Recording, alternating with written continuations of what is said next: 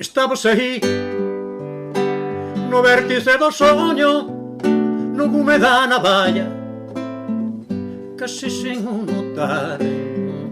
Estabas aí andando para ningures, un pouco por acaso, na pedra de abonar. Mas eu con tanta calma. Pois imos comezar, se vos parece. Bueno, moi boa tarde a todas e a todos. É un placer enorme para min, para nós, estar aquí en Vigo, que é a cidade na que vivo, que é unha cidade que está moi vencellada a moitas cousas que lle gustan a César, autores como, por exemplo, Álvaro Cunqueiro, entre outros. E, por suposto, está na libraría Cartabón, 40 anos de resistencia libreira, que se din axiña, pero é un fito. E, sobre todo, por ese cariño e ese agarimo que teñen polo libro e polo libro galego, que é algo a remarcar e é algo sempre a agradecer. Bueno, pois vou comezar presentándovos a César Morán, para quen non o coñezades. César naceu en Toural dos Baos en 1954, Bierzo galego, e, bueno, César non ven dunha familia de músicos, pero sí dunha familia cantora, e ademais rítmicamente marcada polo troupeleo do tren, que marcou moito a súa infancia e adolescencia. Vai pasar alguén a manifestación? Bueno, no momento que non se poida, facemos un impas, non vos preocupedes. Pois nada, polo rítmicamente tamén, non só familia de cantoras, sino marcado polo troupeleo do tren, que marcou boa parte da súa infancia, un pai traballador de xefe de estación do tren.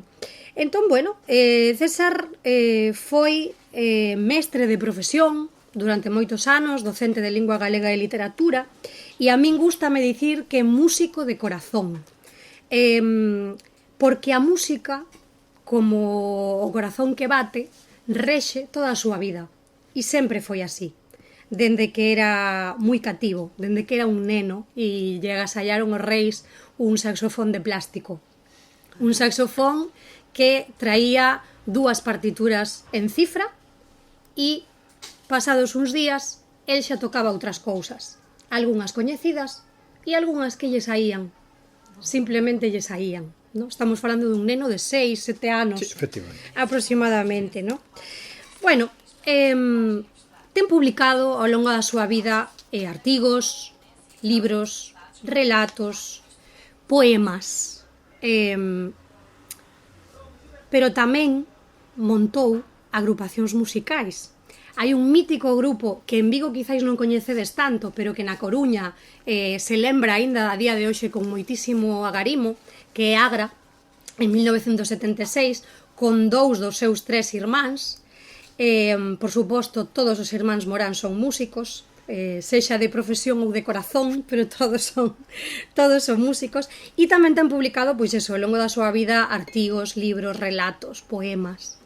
E neste eco das ondas que vedes hoxe aquí, que presentamos hoxe aquí, recóllense concretamente 86 artigos. Deses 86 artigos hai como uns 60 que veñen da súa sección musical nos diarios Sermos Galiza, que comezou a publicar alrededor de 2019, pero tamén hai algúns artigos inéditos, algúns recuperados do seu blog persoal, etc. Entón, a min gustaríame salientar isto como unha perfecta condensación, este libro, como unha perfecta condensación do que é César, literatura e música. E con César Morán escribín o meu primeiro conto nun Maquintos de inicios dos 90, porque César Morán tamén é o meu pai. É o meu pai e é o pai de Brais Morán, e coido que non é casual que por ese motivo eu me dedique á escrita e meu irmán se dedique á música. Quero vos dicir que igual que na súa casa música e letras sempre estiveron presentes de alguna maneira, pois nada dos que vimos detrás efectivamente pois é o mesmo, non? Bueno, vou comezar facendo unhas preguntiñas. Si queredes intervir en calquera momento, por favor, non vos cortedes. Aquí, si podemos facer un diálogo entre todas e todos, maravilloso. E logo, ao final, pois imos convidar a César a que toque algunhas cancións, si vos parece. Vale. Entón, a min a primeira pregunta que me gustaría facerche é a estrutura, no, do libro, porque son moitos artigos que houbo que escoller e logo que houbo que dividir en capítulos, no? Hai 8 capítulos, se non vou errada: a música en horizontal, a música e a palabra, aquela forza dos 70, cantautores e cantautoras, discos, libros, vídeos e palestras, historias e vivencias persoais, precariedade laboral e subsistencia, e xa por último e para rematar, algo que nos pega moito nesta familia, que son as saudades de quen se foi. Homenaxe a músicas e músicos que nos deixaron nos últimos tempos, no? Entón, bueno, fálame un pouquiño desta estrutura. Por que estas 8 partes e como foi ese traballo de seleccionar por que esas 8 partes con eses 8 temas? Ben, bueno, antes de nada, vexome obrigado a agradecer a presenza de todas e todos aquí, tamén a Librería Cartabón, que eu coñecía, mas non viñera, e a Claudia por estas palabras tan bonitas que me está dedicando, ¿no? Pois, para responder á pregunta, inicialmente eu dixera, o libro poden ser os artigos tal como foron escritos. Ese era un criterio, non? Ahora, cando o falei con Xulio Valcárcel, que é o editor, pois díxome sí, e dixenlle eu tamén podería ser dividilo en apartados, en capítulos, e aínda recordo as palabras del non me parece peor. E entón foi cando comecei a tal. Pois, eses capítulos que Claudia acaba de enumerar eran máis, tiven que facer un esforzo grande para subsumir, para encuadrar pois varios, o que serían varias epígrafes nunha só e tal. E pareceme que foi axeitado, non? O primeiro de todos é a música en horizontal. Chamolle música en horizontal ao que non é nin a narración dun concerto, nin sino que é reflexión sobre o que é a música, esas cousas, un pouco rayando coa filosofía, non? Que é a música realmente, non? Ou por exemplo, hai que falar sempre de música clásica, música popular, música folk, música tradicional, hai unha música mellor que outra, todo ese tipo de reflexións son eso que chaman música en horizontal, non? Pois claro, para min ten moita importancia pois falar de concertos aos que eu asistín, por exemplo, un dos últimos que foi o de Paul McCartney en París, e claro, son cousas que aún, ou de Roger Waters en Madrid, son cousas que aún o marcan, e tamén, como eu tamén son músico, pois tamén as vivencias de concertos feitos por min, polos meus irmáns, polos músicos comigo, non? Eso parecíame importante todo iso, non? Logo tamén mencionaxe os 70, porque sí, efectivamente para min hai todas as épocas son interesantes. O que pasa é que para min hai unhas que igual son máis que outras. Eu reivindico moito a época dos 70 máis que a dos 80, por exemplo, que é a que máis moitas veces se fala, no? De algo así un pouco de hai tempo os 80. Claro, os que temos algúns anos sabemos que había vida antes dos 80, no? Ese 70 que veñen preludiados polos 60 xa, no? Por non falar falar xa dos 50, pero en fin, xa ven preludiado, que me parece que cando se producen as máis interesantes transformacións ou revolucións non só na música, sino tamén sociais, no? 60, tremendo, no mundo, aquí, no? E nos 70 tamén, e que creo que era unha música moi sincera, con menos pose que a dos 80, no? Son cousas miñas, no? Tamén unha cousa, e con isto tamén acabo de responder a pregunta, que logo haberá algunha outra, e é que eu en ningún momento pretendo pontificar, non podería, ningún caso, o sea, son en todo caso as miñas opinións, ningún caso pretendo que isto ten que ser así, non ten que ser así, eso todos somos os que temos que decir como son as cousas, non? Na música como na literatura, no tocante aos gustos non hai nada escrito, no? Pero sí que é certo que os 70 quizáis están menos salientados a nivel do que supón tamén socialmente, porque ao final a música sempre está conectada coa vivencia, co social, no? E sí que é certo que os 80 tiveron algo moi importante no Estado español, polo que supuxo, no? a fin do franquismo, inicio da democracia, pero é que nos anos 70 xa había rebumbio. E eu quero lembrarme de algo que faz referencia, que é, por exemplo, o Festival Canet Rock, ao que ti asistiches cando eras moi novo. Que supuxo ese momento e ese festival, que antes a xente non ia de festivais como imos agora? É moi interesante. Pero eso era en Cataluña, que era outro país e outra historia. Efectivamente, Xico. Iban avanzados, wow. Efectivamente, Xico. Eu tamén estuve en Canet, tamén. Claro, ti viviche moito aquela mesma época, Claro. E realmente, ben, eu creo que as grandes transformacións efectivamente no ideolóxico e tamén no artístico, no musical se producen nos 70, xa comezadas nos 60, claro, nós, por exemplo, a finais dos 70 foi cando montamos o grupo Agra, que era un grupo de rock, bueno, un grupo de rock raro, porque era un grupo de rock con elementos jazzísticos e con elementos con raíces. No 76 e seguimos até o 79, logo hubo que deixalo por outras cosas familiares. Vos xa facíades, xa tiñades o grupo Ben Virá e máis o grupo Roi Sordo despois, non? Sí, xa, no mesmo ano. Ora, eu, por exemplo, de onde bebíamos? Que fontes? Porque nós o que queríamos era superar a liña folk, o sea, non superar no sentido de que estivese mal, non, nos queríamos facer outra cousa, e as influencias que tiñamos, claro, eran influencias da música anglosaxona, Inglaterra, os Estados Unidos, mas de onde, igual que, por exemplo, a música, a min como cantautor, pois teño que recoñecer que, bueno, primeiro as fontes estaban nos cantautores franceses, mas despois estaban os cataláns, estaban os portugueses, estaban no mundo do rock, non, eran outras fontes, e a nós de maneira directa nos chegaban vía Cataluña, porque en Cataluña estaba todo moito máis avanzado. Entón eu fora, no mesmo ano fun ás 15 horas de música rock de Burgos, no mesmo principios de xullo, e a finais de xullo fun, que tamén foi meu irmán Pablo, que está aquí, fomos os dous ao festival, ao primeiro Canet Rock, do ano 75. Eso foi antes de montar o grupo Agra, non? Estaba vivo Franco? Éramos moi novos. Aínda non morrera Franco. De feito, recordo que as 40.000 persoas que estábamos no recinto ali fora, ao aire libre, ali en Canet,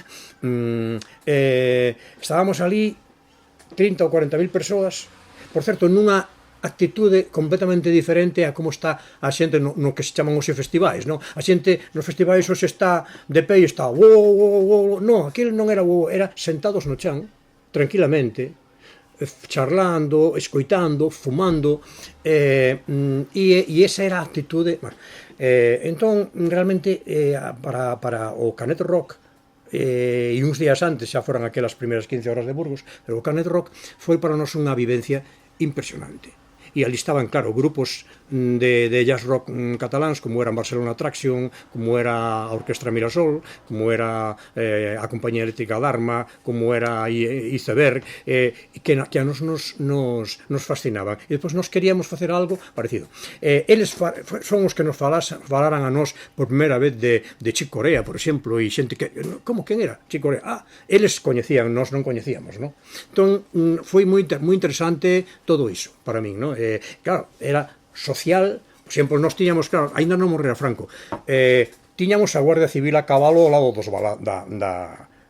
balos, aquilo era impresionante, non? Sí.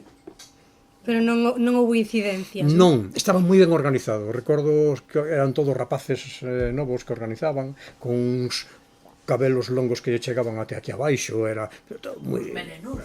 Sí, bueno, e a noite antes... Chegamos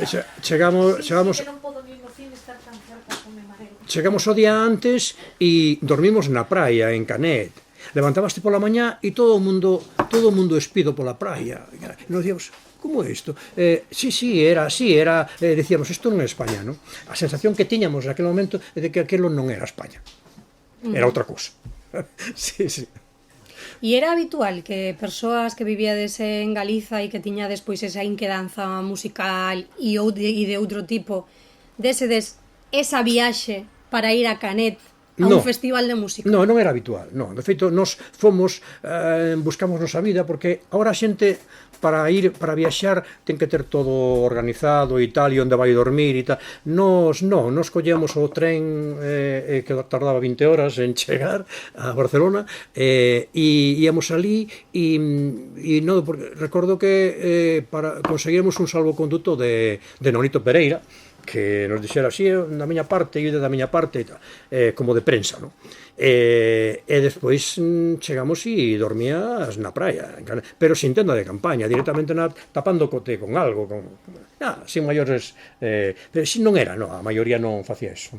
Un dos capítulos é cantautores e cantautoras, e a canción de autor tivo e ten un peso moi importante para ti na túa vida, nas túas influencias.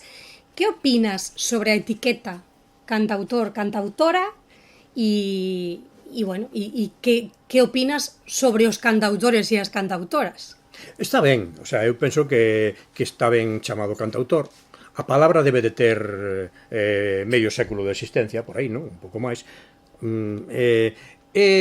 O que pasa é que había que pensar nalgún dos artigos por aí, falo do que entendo eu por cantautor, toda persoa que compón as súas letras e as súas cancións e canta é un cantautor. Tal vez, para min, o cantautor, si tomamos como referencia os cantautores franceses como Georges Brassens, como Moustaki, como, en fin, pois, tal vez, Jacques Brel, claro, Jacques Brel, en fin. Si tomamos como referencia a eles, hai un elemento importante que é a inmersión e a conciencia social ou poética. Entón, para min iso é importante. E iso teñeno os brasileiros Caetano Veloso ou Chico Buarque, teno Silvio Rodríguez, tiña o José Afonso e Fausto en Portugal, por suposto os da Nova Canción Catalana, María del Mar Bonet, Pi de la Serra, Serrat, en fin, Lluís Llach, e algúns cantautores tamén, bueno, e Paco Ibáñez, por suposto, non? Claro, hai eses elementos, non? Eu creo que eso define. Non necesariamente a canción protesta, que tal vez esa palabra é a que menos me identifico con ela, non? Ainda que está ben, non? Está ben, mas, bueno, non falei de Luís Pastor, falaba, sí, porque, por exemplo, en Portugal, para falar dos cantautores protesta, inventaron o tema de cantores de intervención, bueno, sí, de intervención social, vale, de acordo. Eles fan a distinción, canción de protesto durante a ditadura, despois xa con a revolución dos cravos xe de intervención. Sí, aí está a sabiduría de os apuntamentos de Xico, que son fundamentais, sí, efectivamente. E tamén tes un artigo dedicado a cantautoras e cantautores na Galiza de hoxe, porque podemos pensar que o tema da canción de autor hoxe en día está como máis atrás, ¿no? Como que nun segundo plano, pero seguramente está máis vivo, non? Sí, ese artigo, casi todos teñen, a maior parte dos artigos, eses 60 e tantos que proceden da sección de Sermos Galiza, eses, como xa son 3.000 caracteres aos que tes que ter, pois teñen máis ou menos unha dimensión común, pero hai algúns, como ese, cantautoras e cantautores na Galiza de hoxe, se foi por encargo, non? Son cousas, entón é un pouco máis longo, si, eu aí fago unha reflexión, tamén acabo citando un listado grande de xente, e deixo un poquinho ao lector, que decida se son cantautores ou non, non? O sea, un pouco, eu primeiro digo o meu punto de vista que é máis ou menos o que dixen antes. A partir de aí, pois, o que se pense. Claro que hai, sí, claro que hai.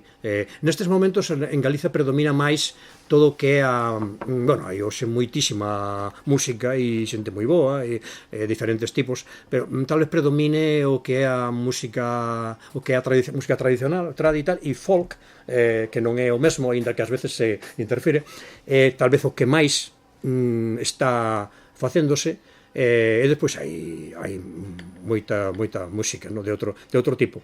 E despois cantautores na liña exactamente do que eu entendo por cantautor, tal vez neste momento non é o que predomina, no? En Galicia, neste momento. O que entendo por cantautor e cantautora, no? Aínda que estou pensando en varios nomes que sí que entrarían aí. Como Su Garrido, ¿no? Sí? Su Garrido, efectivamente. Por exemplo, sí. Su Garrido sí, que canta moi ben e sí é cantautora. Galego, ¿no? Guadi Galego. Guadi Galego tamén. Sí, sí, sin dúbida. Sí. Sin dúbida, sí. Si che preguntan polos teus referentes musicais, que dirías? Acabarías hoxe de dicilos ou... Non acabaría hoxe. O que pasa é que os referentes, por un lado, tería que insistir nese tema de que eu tentei sempre superar o que é a liña elemental do cantautor, non? O sea, entón buscar outras influencias que veñen de músicas que non son exactamente a tópica do cantautor. Por outro lado, pois teño que recoñecer a influencia por exemplo, os cantautores cataláns en min, especialmente el Llach y Serrat, que son moi diferentes, pero para min influíronme moitísimo os dous. Tiven primeiro unha época moi seguidor de Serrat, despois tive unha época moi seguidor de Llach e despois acabei sendo seguidor ou admirador dos dous, pero claro, por citar dous, porque está Pide la Serra, que é unha maravilla, está María del Mar Bonet, Guillermina Mota, o sea que ese mundo tal. Desde hai moitos anos os brasileiros fantásticos, no? O sea, unha maravilla, no? E por suposto xa directamente eu escoitei moito a Brel, a Jacques Brel, a Moustaki, eso é cantautores, no? O sea, pero non sei, por citar algúns, no? Tamén hai outras voces que non foron encuadradas exactamente en cantautores e que a min me influíron moito. Estou falando, por exemplo, de Maritrini, que, bueno, eu recordo que escoitei moito de novo, no? E non estaba encuadrada aí, porque como iba por libre era outra cousa, no? E parecía fantástica, e sigue me parecendo, no? Hai moitos anos ahora xa que morreu, pero realmente sí. E non sei, se me sigues apurando, virían moitísimo máis nomes. Están logos. Non falei aínda nin temos por que falar, pero podíamos falar dos norteamericanos, claro, porque entón aí desde Dylan a, claro. Curiosamente Dylan valorei non máis nos últimos anos que cando todo o mundo o valoraba, non sei por qué. Sí. Benvido. Sí. Non é o único, entón, vale, está ben. Aí pouquiño publiquei unha reportaxe ou entrevista reportaxeada na revista Luces, na que falaba con el e falaba tamén con Borja Casal, que é xornalista e cineasta. Por qué? Porque Borja Casal decidiu facer un documental sobre a vida e, polo tanto, o amor pola música de César. E, bueno, nese documental falase de moitas cousas, contanse moitas cousas da vida del que mesmo xente moi próxima non coñecía, como que el pois tivo unha etapa na vida na que pasou polo seminario, como tanta xente nova, no, do seu tempo, tantos homes novos, e aí tivo tamén unha relación coa música. Entón, gustaríame que explicaras un pouco esa parte, porque ás veces tendemos a simplificar, no? Estivo no seminario, ia para a cura, no? Pois mira, é moi raro que eu fale disto, mas encántame que me fagas a pregunta porque me permite explicalo, no? Si é certo que estiven 4 anos no seminario, non no seminario diocesano, deste que a xente que iba para a cura, se non eran os salesianos. Por que? Porque eu xa estudaba nos salesianos, eu estudei nos salesianos desde o primeiro, segundo, terceiro e cuarto do bacharelato antigo en Ourense, nos salesianos de Ourense. Nun momento dado, ao acabar cuarto daquela había cuarto e reválida, eso, decidín ir para o seminario, que concretamente fun para Cambados naquele momento. Tive un ano en Cambados, logo noutros sitios.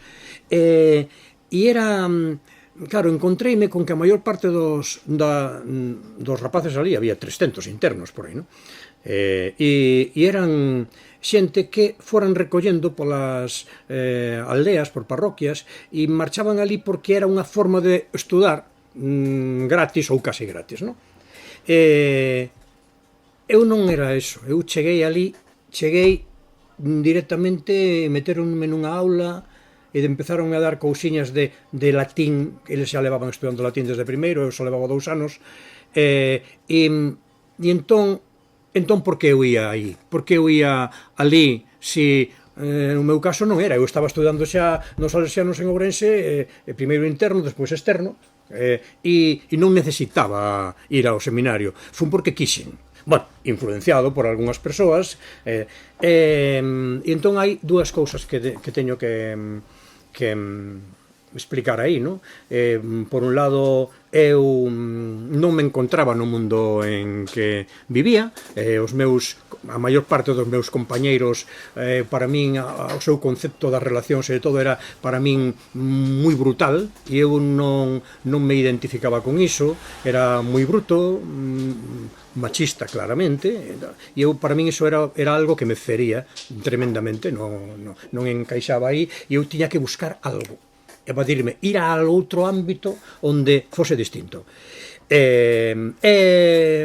O aspecto religioso, bueno, supoño que influe en algo, mas non era sobre todo escapar dun lugar, para min, dun ámbito que eu consideraba agresivo. Mas tamén era a música, porque xustamente nese momento, nese ano, foi cando eu, por primeira vez, porque se fixou en min alguén que dixo, tes que cantar no próximo festival, tal, e non empecé a cantar en público, non? E foi o ano que comecei a tocar a guitarra e o piano. Entón cando cheguei a Cambados, e despois en León, e máis nos demais lugares onde estiven, foi estar constantemente coa música, que foi o que realmente me mantivo 4 anos ali, non? Cando o último ano eu deixo porque empezo a pensar e hai cousas que xa non me encaixan, eu xa non me identifico con esa historia e digo, non, aquí xa estiven, así que agora e tomo terra en Santiago en 1972 na universidade, non? Iso xa é outra historia. E que pasou con Led Zeppelin naquela época? Porque eso foi en Guadalajara, que foi o último curso. O último curso onde eu fago un cou experimental antes de que o cousa se implante totalmente en todos os institutos, e ao mesmo tempo, nun festival, danme de premio un disco de Led Zeppelin. E eu póñome a escoitar o disco de Led Zeppelin nun sitio que teníamos ali, unha parte de arriba de todo, onde había unha sala con tocadiscos e tal. Puxen, voy a escoitar. E aquilo era demasiado, aquilo levábame a un mundo totalmente descoñecido que por outra parte admiraba, e creo que entre ese disco de Led Zeppelin, algunhas conversas que tiven con algún amigo e con algún superior, e as miñas dúbidas de fe, que xa non se mantiña eso normal, dixen, vamos aquí. E esa é a historia, non? Pero a música foi moi importante. Falamos de referentes musicais, pero tamén hai que falar de referentes literarios, porque toda a túa vida, a túa música sempre estivo vencellada a autoras e autores, musicaches autoras e autores, en Río de Son Evento, logo estivo ese Haber a Primavera, homenaxe a Cunqueiro. Cóntame un pouco esa relación, contanos, entre as túas referencias literarias e esa conexión que fixeches coa música. Sí, eu, aínda que admiro e valoro e recoñezo a música sin texto, ¿no? Inevitablemente está relacionado para min a música e a poesía están totalmente ligadas, como estiveron desde o principio, ¿no? En ese sentido eu, por un lado, as letras que fago eu, claro, están fundidas coa música. Ahora, por exemplo, estamos grabando un disco novo e ese disco novo todos os textos son meus, non? Entón quizá eso non o fixera até agora. En Río de Son Evento son 15 cancións, das quais son 14 de poetas diversos e unha miña. Haberá Primavera tamén son 14 cancións dedicadas, bueno, sobre textos de Cunqueiro, e unha miña que é dedicada a Cunqueiro, pero agora, entón, para min é algo moi fluido, o sea, é algo que é como unha, como se di, ósmose tamén, que é, ou como unha relación. Con Agra era instrumental. Claro, con Agra era instrumental, só había un tema que se chamaba Irmos Caraló, que tiña letra, máis o resto, pero tiña a súa explicación, porque naquele momento nos estábamos flipados con Mirasol, con Barcelona Traction e tal, que eran grupos, claro, ese grupo música progresiva que era sin letra, non? E ese é o motivo polo que non tiña letra. Bueno, foi unha etapa, non? Non sei se seguísemos despois con Agra, non sei se despois faríamos música con letra ou non. Naquele momento non, foi así. De verdad. De feito, ti contáchesme que unha vez nunha conversa co teu pai lle dixeches que para ti era máis sinxelo compoñer a música que compoñer a letra. E a él chamaralle moito a atención. Como foi iso? Eso foi, pois tivo que ser, porque recordo onde foi, que foi aínda cando íbamos na estación de Campo de Cerro, cerca de Berín, o pai era xefe de estación, e ali unha vez na mesa, falando na hora de comer, non sei como saiu o tema, e eu dixen eso, que, o sea, que debía de ser, debía de ter eu daquela 8 anos, ao mellor, poñamos por caso, 8, 9, desde logo menos de 10, sí, e dixenlle que sí, que para min era moito máis, parecía máis evidente inventar a música que inventar a letra. E a él non lle cabía na cabeza, como eso, non, a mí me parece que é moito máis fácil escribir a letra que a música. Pero sí, é verdade eso, sí. Vos que opinades? Hai seres especiais que entón escoitan a música, esa música e a súa letra. Non precisan letras para ir a música. É verdade que hai unha época en que ás veces é mellor que o contido sea todo música, porque o que ten que decir mellor non era o axeitado ou permitido nese momento. Entón, e en moitas ocasións que estamos xuntos e escoitamos unha canción, eu digolle a César, daste conta o que di a letra? E el, claro, o primeiro que lle entra é a música. E para min o primeiro que entra é a letra. A música está aí, pero vou ao significado das palabras. E para el o primeiro significado a decodificar é a música. E iso pasa a min e pasa, por exemplo, o meu irmán Alfonso, que é o menor, non? Eu son o maior e Alfonso é casi 12 anos máis novo, non? E é un grandísimo músico. Pois outro día que lle cantei unha canción, bueno, estaba no programa, unha maqueta que puxe unha canción nova, feita hai uns días, entón, esta, xa, como dixo, sí, porque a letra di, e el dixome, bueno, na letra é que non me estaba dando conta do que decía a letra, o sea que non son eu só. Bueno, eu quero dicir que eu amo a música, pero a música que eu amei toda a vida estaba en inglés. Eu nunca falei inglés, sinceramente. É dicir, sin embargo, para mí a música é unha das cousas máis preciosas da vida. Ese é un detalle curioso porque además xustamente en España, onde precisamente, bueno, ahora creo que está mellorando, non, a cosa, pero realmente a xente iso de falar inglés e entender inglés, non. E escutamos música en inglés desde os Beatles e os Rolling para aquí, e continúa escoitándose música en inglés e mesmo compondo, o sea, grupos que fan a música directamente en inglés, non? Sin entender. Ao mellor algúns os máis avanzados entenden, mas sin entender en xeral. Fixeches algunha adaptación de cancións en inglés ao galego, pero xa imos agora nun anaquiño con iso. Lembro moitas conversas contigo nas que ti defendes a música como unha linguaxe universal, teña ou non teña letra, no? Por todo o que a música é capaz de transmitir. Falabas antes do teu irmán Alfonso, que toca na Real Filarmonía de Galicia, toca música filarmónica, música clásica. Creo que toca de todo. De todo. Toca de todo. Aquí os músicos saben. Toca jazz, que clásico, que... Claro, efectivamente, grandísimo músico de jazz tamén, e ten estado en grupos folk e todo, e E no meu primeiro disco foi el quen fixo os arranxos, no segundo, a mitade tamén os fixo el, entón sí. Pero pasa as crianzas, no? Que, por exemplo, temos unha hoxe na sala que elas escoitan unha canción das Hunters, bueno, unha serie que ti non coñeces, papá, pero que é unha serie que está arrasando entre toda a mocidade e o mellor non entenden o que quere dicir a letra en inglés, pero disfrutan da música. É verdade o que estou dicindo, señorita? Vale. E é que a música, precisamente, o sea, a música transmite cousas, ou, bueno, non sei se cousas, se dentro das cousas pode entrar emocións, pues, transmite emocións que igual non se poden decir con palabras, non? O sea, claro, por suposto, logo está a música con texto, e además eu, en fin, levo moito tempo facendo eso, non? Claro, escoitas unha sinfonía de Beethoven ou de Mozart ou de Bruckner sin letra, non? Iso transmite, comunica. Vaya, se transmite, se comunica, non? E dunha maneira, claro, a palabra universalidade, non? O universal, sí. Vai por riba ou máis alá do que pode dicir a propia palabra, non?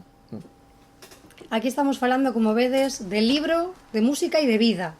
Pero é que en César Morán, no meu pai, todo iso sempre está interconectado. E, cando teñades oportunidade de ler o libro, e de lo ver, e de lo comprobar, e de ver que moitas das cousas que estamos comentando hoxe aquí, pois así son. Non sei se tedes algunha pregunta que lle queirades facer, que neste tempo rumiedes, que, bueno, porque despois imos dar paso a un pequeno concertiño, por que non chamalo así? Eu simplemente dicir que para min foi, pues, me encantou escoitar esta realidade de vida dentro da música, esa limitación da poesía, moitas veces para decir, dice Chus Pato, di sempre que a poesía é o que non se pode nomear, non se nomea, que, o sea, a música sí, a música leva a esas emocións que di el, que nada, foi un placer, e agora o que ven a continuación, maravilla. Grazas. Moitísimas gracias.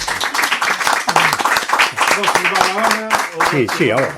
Bueno. Falábamos de Agra, grupo de 1976, tamén poderíamos falar de 4x4, que foi un grupo que montaches con quen? Con alumnos meus, bueno, eso foi nos últimos anos, bueno, ainda me faltaban algúns anos. Eso debe ser, eu xubileime en 2019 e isto debe ser 2014, por aí, non? E un día acababa unha clase, eran en segundo de bacharelato, e eu daballes a un grupo que eran uns 12 por aí, e daballes literatura universal e literatura galega do século XX e XXI. E viñeron un día ao final da aula e tal. Queríamos falar contigo porque queríamos saber se podíamos facer un grupo de rock e tal, que nos tocamos algo e entón fixemos o grupo. Xa falamos con Xaquín era outro profesor que además era Xaquín Blanco, gaiteiro de Doa, que morreu hai moi pouco, no 2018 morreu. E entón montamos o grupo, 2 alumnos e 2 profes. E iso foi moi interesante. Facíamos música propia e versións, as dúas cousas, sí. E unha desas versións está tamén nun dos artigos do libro, que, mentres ti te preparas, eu vou no ler, e despois ímolo escoitar, se vos parece ben. Sitting on the dock of the bay, a saudade da bahía. Algunhas cancións pasan á historia por motivos varios, entre eles a súa valía estética, a capacidade de emocionar, a súa feitura, embora sexa frecuente a interacción de outros factores. Acontece con todo, e ignoro o que tería sido se o avión particular de Otis Redding non caíse no lago Monona de Wisconsin aquel 10 de decembro de 1967, a 3 kilómetros da pista de Madison, onde faleceu el, copiloto, e todos os membros da banda, de Barcais, menos o trompetista, Ben Colley, que soltou o seu asento no último instante. Tiña Otis apenas 26 anos e estaba no cume do seu éxito como rei do soul. Nese ano, lograra ser recoñecido polo público branco no Monterrey Pop Festival ou no Auditorio Fillmore de San Francisco, ao tempo que Aretha Franklin versionaba o seu Respect, levando até o máis alto. Dice que foi nunha casa barco da Bahía de San Francisco onde Otis escribiu o primeiro verso da mítica canción e ideou o seu título, The Dock of the Bay. O tema iría en relación á biografía do artista, que nacera en Georgia e dai fora a San Francisco.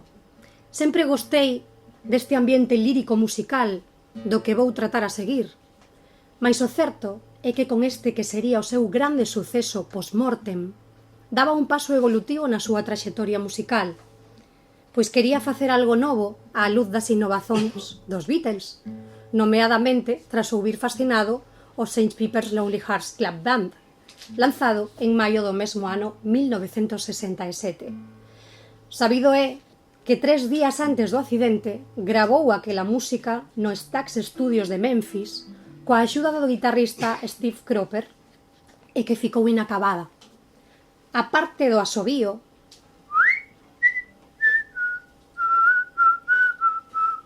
esperaba algún novo verso que nunca se escribiu, mais, afinal, o asobiado de Redding sería definitivo.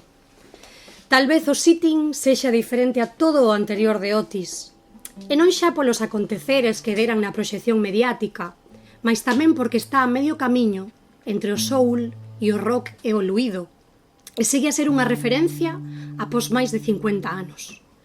Gostei desa cadencia lírica entre o amor e a displicencia de quen deixa a súa casa lonxana para sentar no peirao da bahía vendo os navíos rolar, perdendo o tempo nunha atitude lánguida próxima ao desasosego.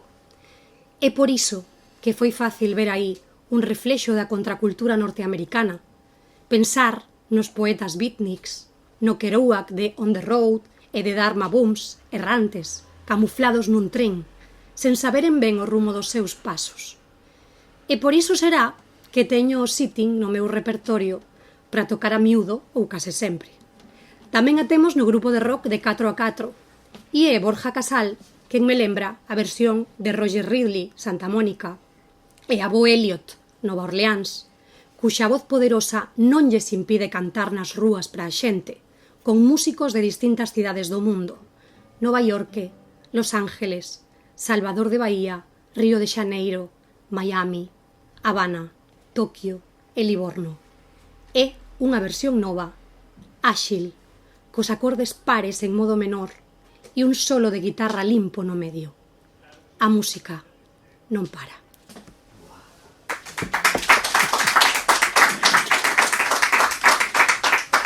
Creo que é a primeira vez que escoito un dos meus artigos lido por alguén, e claro, lido por Claudia, como acaba de facer ahora, pois de verdade que me encantou. E cando canto esta canción sempre contextualizo, digo algo, tal, xa non hai máis que dicir, porque unha das cousas que digo é que me lembra un poquinho a atitude desta canción, de Otis Redding, un poquinho a contracultura norteamericana, ese deixarse levar, ese montar nun tren e non saber moi ben a onde vas e tal. En fin, e iso de que foi inacabado, porque ao final el morreu e foron ali ao estudio, o guitarra e tal, a mirar e eu aquí continuo un pouquiño, non? Mal ben repetir unha parte, pensando tamén que por achegar un pouquiño a Sitting on the Dock of the Bay.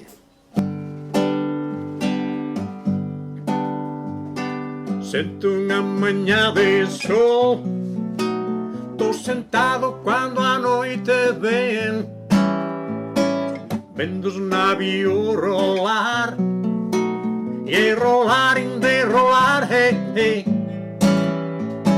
Sento no peral da bahía, vendo rolar a maré.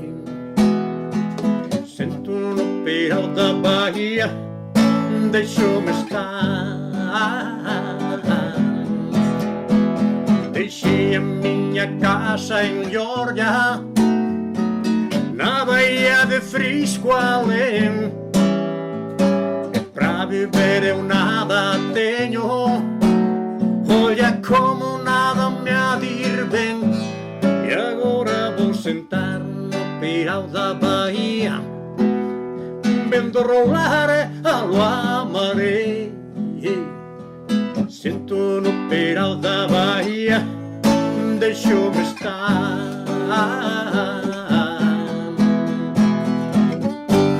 É ver que nada de mudar, ainda todo segue a ser igual. Non podo deixarme levar por ninguén, só así seguirei. Sento repousando o lombo e a saudade non me deixa, non. 2000 millas levo en min pra facer deste peirao meu lar. E agora vou sentar no peirao da baía, vendo rolar a lua maré. Sento no peirao da baía, deixo-me estar.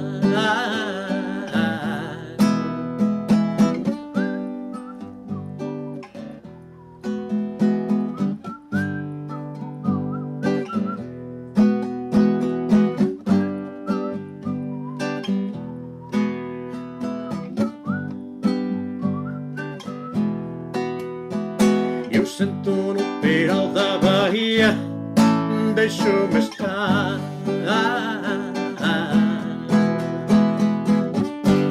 É ver que nada de mudar, ainda todo segue a ser igual.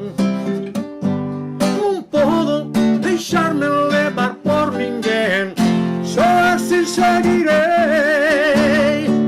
Sento repousando o lombo e a saudade non me deixa, non. 2000 millas levo en min pra facer deste peirao meu lar. Agora vou sentar no peirao da baía, vendo rolar a lua maré. Sento no peirao da baía, deixo-me estar.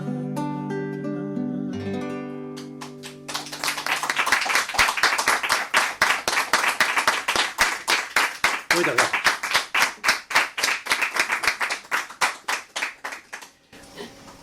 Que gusto escoitar a letra tamén, que eu nunca sabía saber o que dicía a canción. Sí, a letra di versionada un pouco a miña maneira, pero di iso, di iso, é o que di.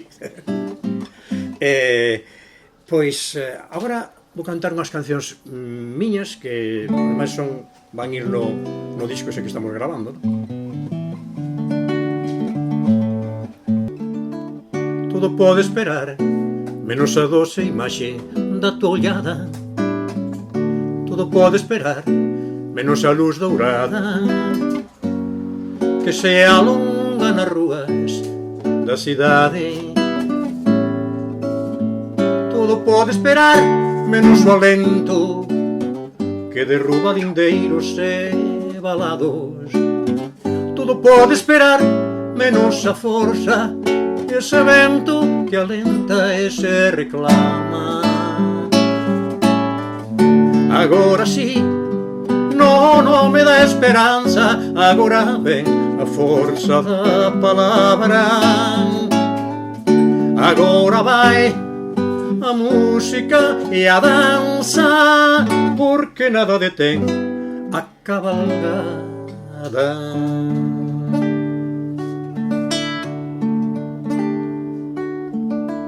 Todo pode esperar, menos a lúa clara, nin o engado de luz que me acompaña.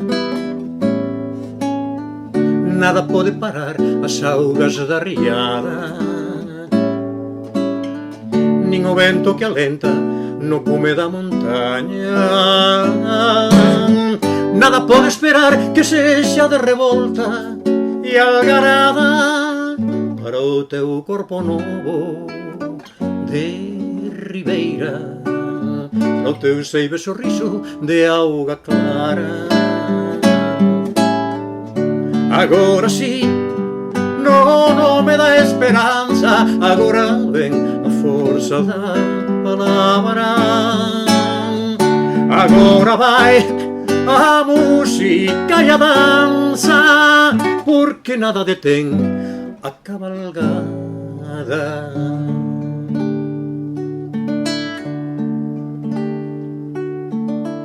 Todo pode esperar, menos a doce imaxe da tua olhada. Todo pode esperar, menos a luz dourada que se alonga nas ruas da cidade. Todo pode esperar, menos o alento que derruba lindeiros e valados. Todo pode esperar, menos a forza e ese vento que alenta e se reclama. Agora sí, non me dá esperanza, agora ven a forza da palabra. Agora vai a música e a danza, porque nada detén a cabalgada.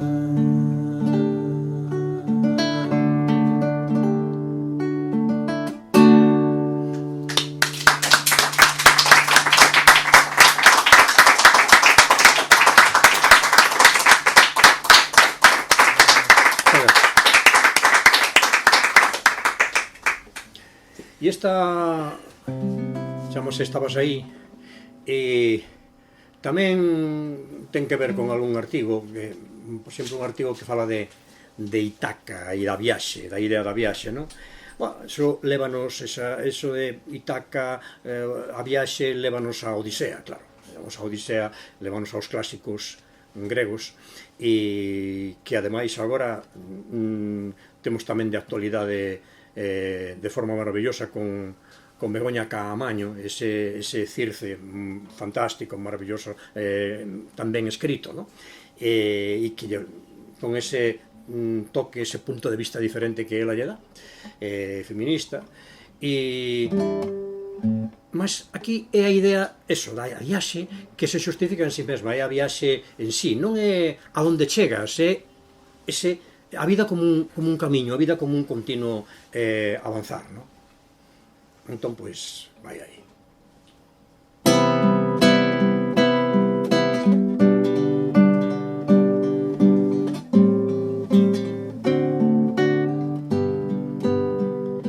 Estabas aí no vértice do soño, no gume da navalla, case sen o notar. Estabas aí andando pra ningures, un pouco por acaso, na pedra de avalar. Mas eu con tanta calma querería máis tempo, aínda que non se entenda, non apresuro a viaxe, porque a vida florece en cada pálpito, en cada volta do retorno a casa, en cada noite azul e nas madrugadas. Estabas aí no vértice do soño, no gume da navalla, case sen o notar. Estabas aí andando pra ningures, un pouco por acaso, na pedra de Habanar. Amo a viaxe por si desde a partida, e o que quero é un camiño vagaroso. No decorrer dos días subirei outra vez ao Monte Pindo para virar na roda do horizonte. Voltarei a lagoa e subirei ao Louro, e pasarei a ponte e ficarei na ilha, e subirei o Facho e voltarei a ría, e acenderei o lume do farol que nos guía.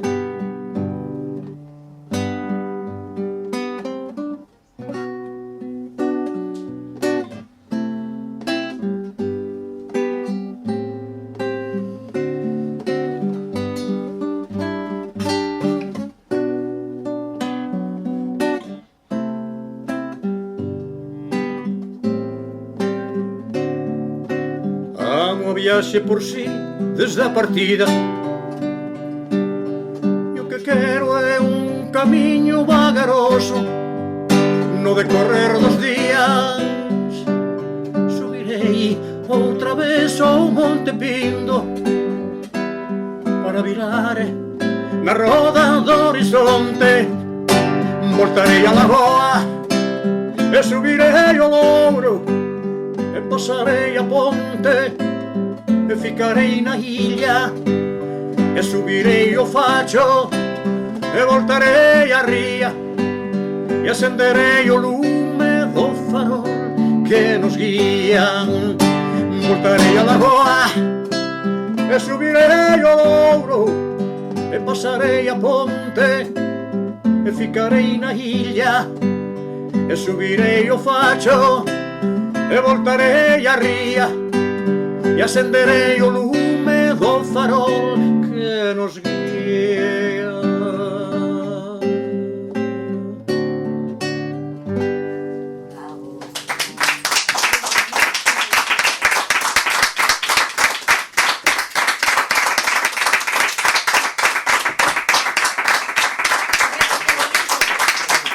Muchas gracias. Bueno, pues para rematar, entón, é unha canción que se chama Nesa lúa dourada e é unha das cancións feitas no confinamento, digamos aí.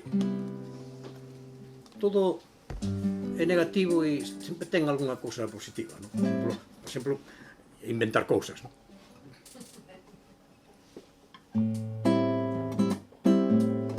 Cando todo se pase, encheremos de novo as amplas avenidas e o bulevar dos soños. Faremos da preguiça máis leda aventura, do sosego e a calma, olhadas de futuro. Cando todo isto pase, abrollarán as fontes e beberán os ventos nas augas torrenciais. Cando todo isto pase, abrollarán as fontes e beberán os ventos nas augas torrenciais. Ben sei que ese retorno non vai ser tan así, tan de repente.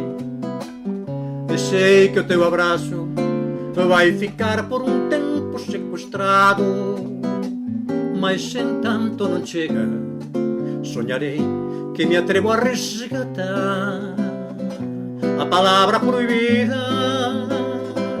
que cruzarei a liña de un horizonte ingrávido que a rafega de vento nos levará da man até as estrelas.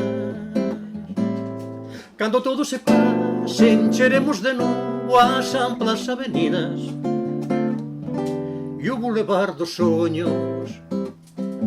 Faremos da preguiça máis leda aventura, do sosego e a calma, olhadas de futuro. Ben sei que ese retorno non vai ser tan así, tan de repente. E sei que o teu abrazo vai ficar por un tempo secuestrado. Cando os días pasaren e os aromas se instauren na distancia de ar que nos limita, eu sei que ficaremos espidos ante o nada, na procura dun sopro, na esperanza do insólito, na busca do tesouro que se encontra nesa lúa dourada.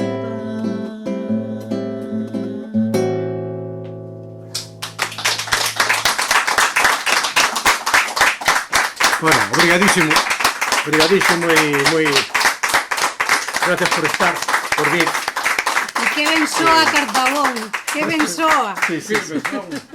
Tengo que coñer o barco. Nada, sí, vale. Veña, collo cheo a guitarra, tranquilo.